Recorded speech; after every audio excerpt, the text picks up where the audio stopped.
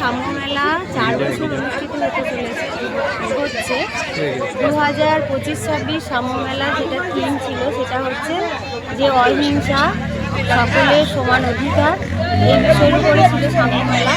এবং এই সাম্য মেলা শুধুমাত্র আমাদের একটি মেলা নয়, এটি একটা আন্দোলন যেখানে বহু মানুষের সমাগম হবে।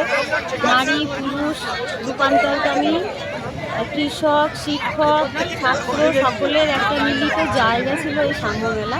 এই সাম্য মেলার উদ্দেশ্যটাই সকল ধরনের মানুষের সমাগম এবং সেটাকে একটা উৎসব হিসেবে পালন করে।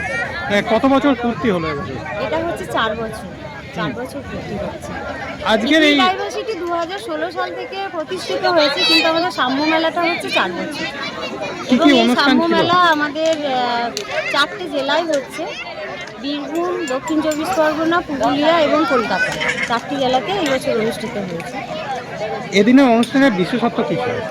এদিনের অনুষ্ঠানের বিশেষত্ব যদি বলি আমরা, তাহলে বলবো যে আমাদের বীরভূমের সংস্কৃতিকে তুলে ধরা ছিল, যেমন বাউল গান, হাবু গান, তারপরে আমাদের রায়বেশে, এগুলো তো ছিলই আমাদের সাংস্কৃতিক প্রোগ্রামের মধ্যে। এছাড়াও আমরা ইকুই ডাইভার্সিটি ফাউন্ডেশন যে কাজটায় বিশ্বাসী এবং কাজটা করে সেটা হচ্ছে লিঙ্গ সমতার উপরে কাজ। অতএব এখানে আমাদের সবথেকে বড় তুলে ধরার বিষয় ছিল নারী পুরুষের সমান অধিকার, নারী এবং পুরুষের কাজের মধ্যে যে কোনো ভেদাভেদ নেই, সেইগুলো আমাদের এখানে খেলার মধ্যে দিয়ে ছিল উপস্থাপন করা।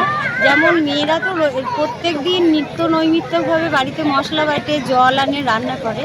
তো এখানে আমরা আজকে খেলার মাধ্যমে পুরুষদেরকে কলসিতে জল আনা, শিলনোড়াতে মশলা বাটা, শাড়ি পাট করা, কাপড়ে বোতাম বসানো, এগুলো ছিল পুরুষদের খেলা। এবং সচরাচর পুরুষদেরকে আমরা যেগুলো করতে দেখি, ফুটবল খেলা, ক্রিকেট খেলা, 100 মিটার রান, এইগুলো ছিল মহিলাদের খেলা। মহিলারা এই বয়সে এসেও আমরা এখানে খেলাটা রেখেছিলাম 13 থেকে 13 ঊর্ধ্বে সমস্ত মহিলাদের জন্য, যারা এখানে শর্ট পুট মানে একটা ভারী বল কানের পাশ থেকে ছুটছে এবং তারা 100 মিটার রান করছে এই বয়সে, মানে শাড়ি পরে। এটা একটা বিশেষ নজর কাড়া বিষয় ছিল। এবং আমরা চাইছি যে গ্রাম বাংলায় যে সমস্ত মহিলাদেরকে আমরা বলি তোমাদের দ্বারা আর কিছু হবে না, তারাও আজকে মাঠে ছুটে দেখাক যে হ্যাঁ, মহিলারাও কিছু করতে পারে। আপনার নাম ও পরিচয়? আমার নাম ঝুমা গাঙ্গুলি হাজরা। আমি ইকুই ডাইভার্সিটি ফাউন্ডেশনের বীরভূমের টিম লিডার।